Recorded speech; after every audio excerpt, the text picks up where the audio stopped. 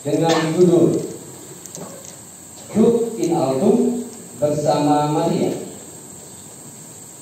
Tema dari sinode keuskupan kita bertolak ke tempat yang dalam, tapi kita bertolak ke tempat yang dalam seperti Bunda Maria dengan caranya.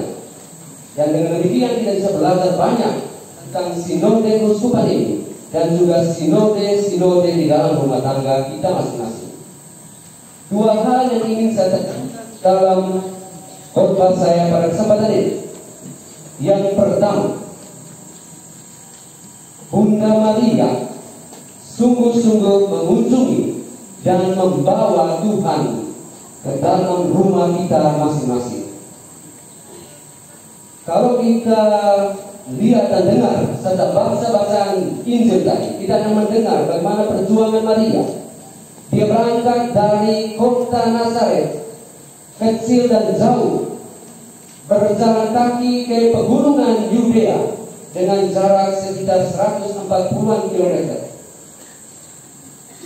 Di saat dia juga sedang mengandung Yesus putra Allah. Dan ketika dia sampai di pegunungan, dia masuk ke rumah Elisabeth dan Zakaria. Perbuatan yang biasa, tapi perbuatan yang lebih luar biasa menghasilkan tindakan dan reaksi yang luar biasa dari Elisabeth, yaitu ketika salam Maria terdengar pada telinga Elisabeth, anaknya di dalam rahim Elisabeth itu sendiri melonjak kegirangan.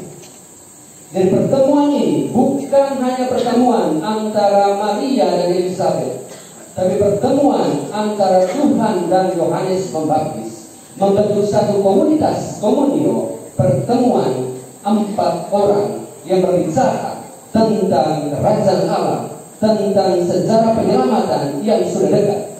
Karena Elisabeth yang sudah tua melambangkan dunia perjanjian lama yang menantikan datangnya penyelamat Mesias. Sedangkan Maria, orang muda, Ibu Maria, Bunda Maria yang masih muda, melambangkan gereja muda yang menerima sang Mesias penyelamat dunia. Dan pertemuan inilah menghasilkan banyak hal. Perjalanan Maria sekalian datang dari Nazaret yang jauh, masuk ke pegunungan rumah kita, dan juga masuk di dalam rumah tangga kita masing-masing, membawa serta Yesus putra Allah di dalam rumah kita. Ketika masih kecil dan kelompok-kelompok yang dahulu masih bergerak sebagai kelompok doa, doa yang paling sering yang didoakan adalah doa Salam Maria. Dan doa Salam Maria dengan rosario. Mungkin perjalanan Maria kali ini merupakan kritikan bagi kita sekalian di zaman sekarang ini, yang tidak lagi memicit rosario, tetapi jari kita lebih sering tenggelam di dalam HP, di dalam handphone kita, dan akhirnya kita sendiri tidak tahu lagi. Doa Bapa kami dan Salam Maria, doa kita ibaratnya orang sedang makan jagung goreng panas, berlari berkejar-kejar tanpa lagi menghayati doa-doa ini. Kita lagi menghadirkan tanda-tanda yang membuat kita melihat dan merasakan bahwa Tuhan hadir di dalam rumah tangga kita masing-masing. Mungkin orang-orang muda yang sudah mulai terpengaruh dengan pengaruh-pengaruh sepak bola, nyanyian, dan semua yang lain, perlahan-lahan menurunkan gambar-gambar kudus, gambar Bunda Maria, gambar-gambar kudus lainnya, hati kudus Yesus, dan serta lainnya, digantikan dengan idola-idola sepak bola, mulai dari Ronaldo, Messi, dan semua yang lain, sampai kepada penyanyi Britney Spears, yang hasilnya kita juga memberi anak, meskipun namanya Islam, tapi dipakai sebagai nama orang Katolik. Hasil ketika undangan sambut baru datang, yang diterapkan di depan undangan itu bukan lagi gambar Yesus yang menerima anak-anak, tetapi gambar Valentinoros yang sedang membantu. Dan ini kunjungan Maria pada kesempatan ini mengingatkan kita untuk kembali berdoa rosario di dalam keluarga, menyanyikan lagu-lagu rohani mulai dari dalam keluarga, karena tanpa latihan di dalam keluarga kita tidak akan mendengarkan orang-orang muda yang mau menanggung gor di gereja, karena mereka merasa asing dengan lagu-lagu rohani. Tetapi lagu-lagu yang populer mulai dari celana umpan sampai bento semua tahu.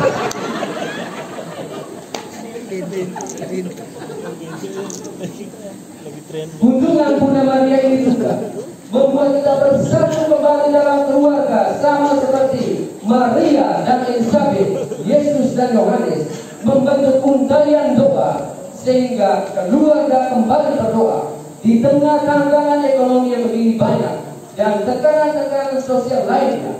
Doa adalah kekuatan yang utama untuk mempersatukan keluarga itu sendiri. Orang Inggris katakan, a family that prays together stays together. Keluarga yang berdoa bersama bertahan bersama. Doa bukan pertama-tama untuk menyelesaikan semua persoalan. Kita yakin dan percaya akan mujizat, tetapi pertama-tama doa membuat kita mengerem kata-kata kita yang mungkin terungkapkan dengan kata-kata jahat. Doa membuat kita menjadi tenang karena kita tahu ada orang yang bisa membantu kita keluar dari jalan yang menyesalkan dan dari perjuangan kita di tengah dunia. Mungkin orang yang tidak berdoa menyelesaikan persoalan kita. Kita tidak tahu. Tapi beda antara orang yang berdoa dan tidak berdoa adalah orang yang berdoa tahu dengan tenang bisa menyelesaikan persoalan karena dia doa menenangkan dia. Tapi orang yang tidak berdoa, dia akan mencari jalan keluarnya kemana-mana, akhirnya malah menimbulkan persoalan-persoalan lain. Kisah nyata pernah terjadi.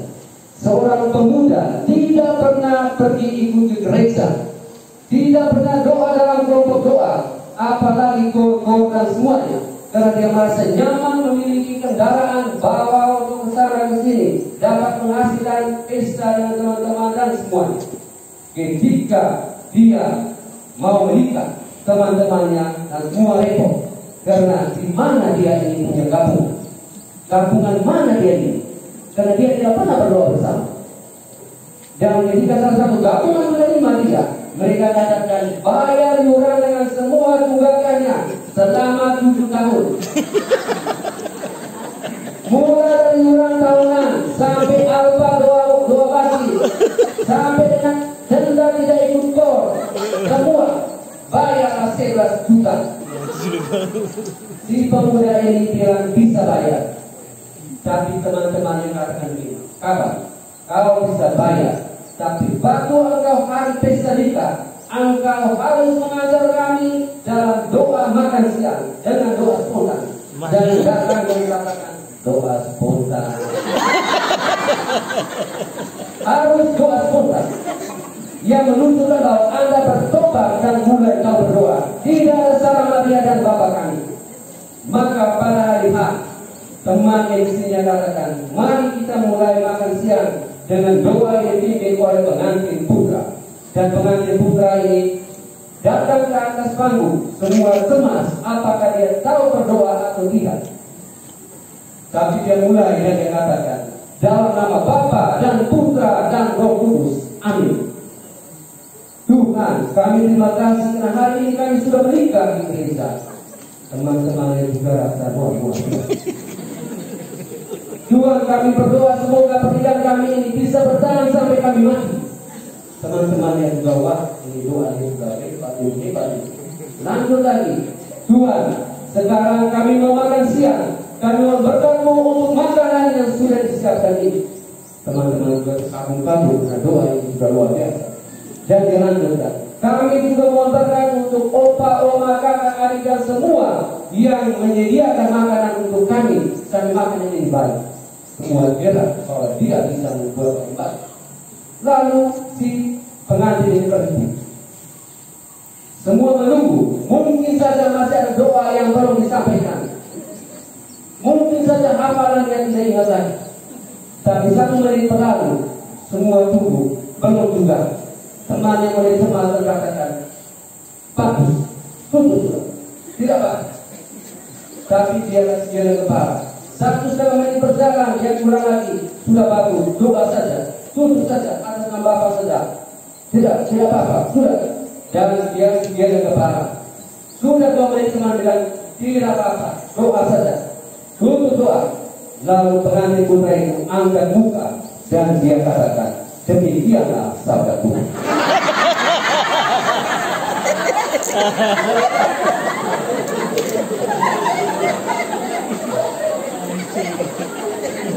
Rupanya dari tadi pengantin saling tahu bagaimana tutup doa ini.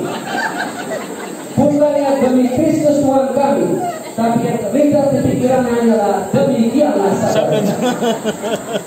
Untuk para pemuda dan orang muda sekalian, janganlah mempermalukan diri Anda. Mungkin Anda malu berdoa di dunia ini, tapi ingat, di surga Anda lebih malu lagi, dan Anda tidak masuk dalam perjamuan manusia bersatu.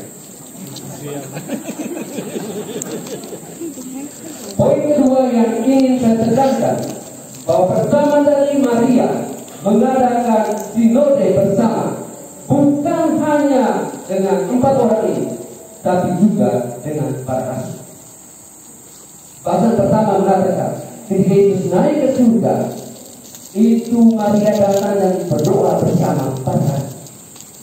Justru poin kedua inilah yang ingin saya katakan, yaitu sinode atau pertemuan iman hanya dapat terjadi ketika kita sekalian memiliki keredaan hati dan semangat pengampun.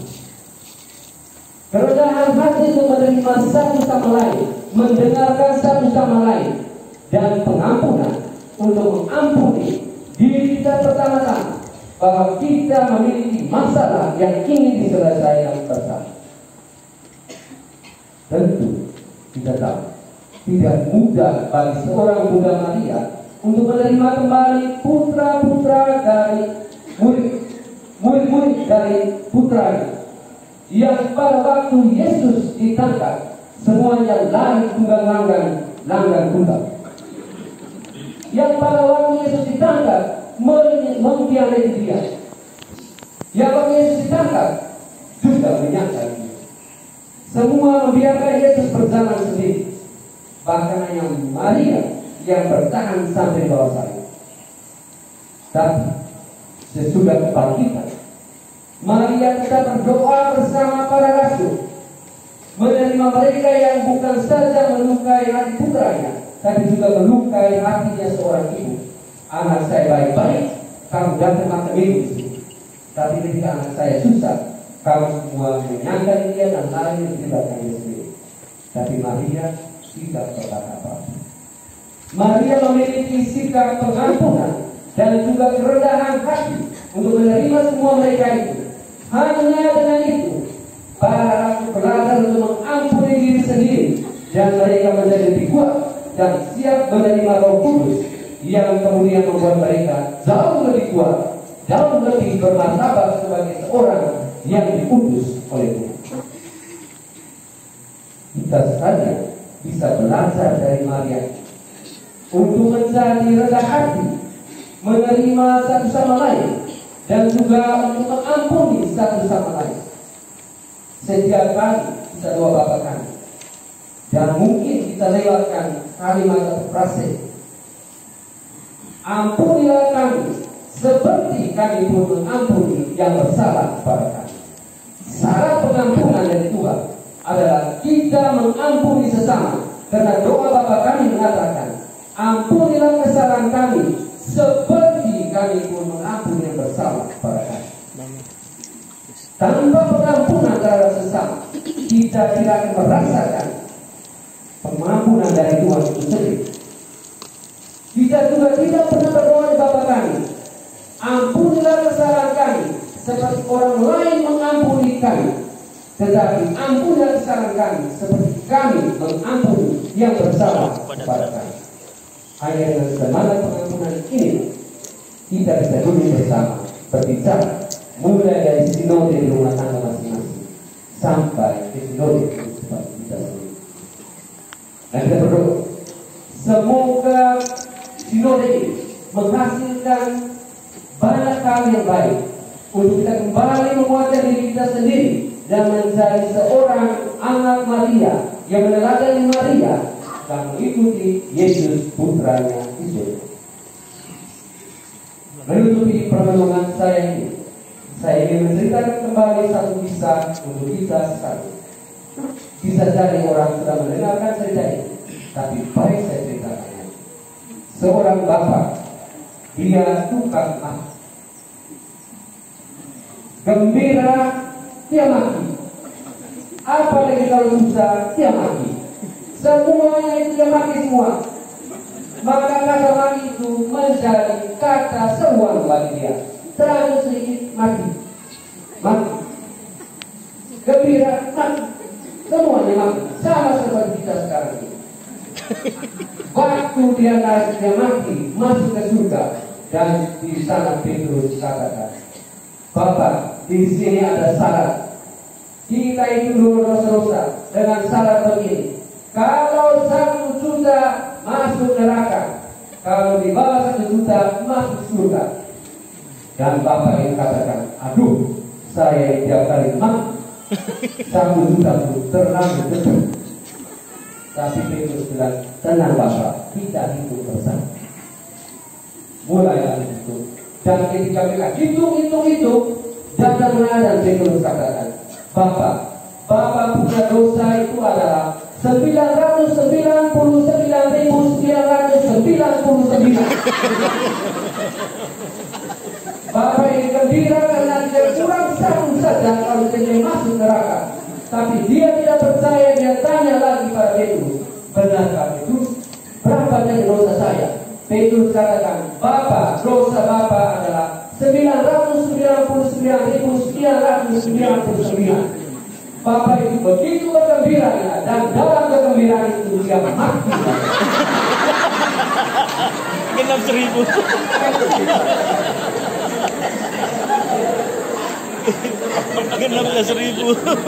Ketika dia mati, Petrus langsung jawab 1 juta. 1 juta.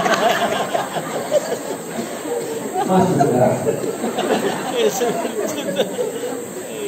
Kisah ini hanya mengatakan kepada kita, apa yang kita buat sering dan amat sering akan otomatis terjadi, dan dengan sendirinya akan menjadi yang khas dari kita sendiri.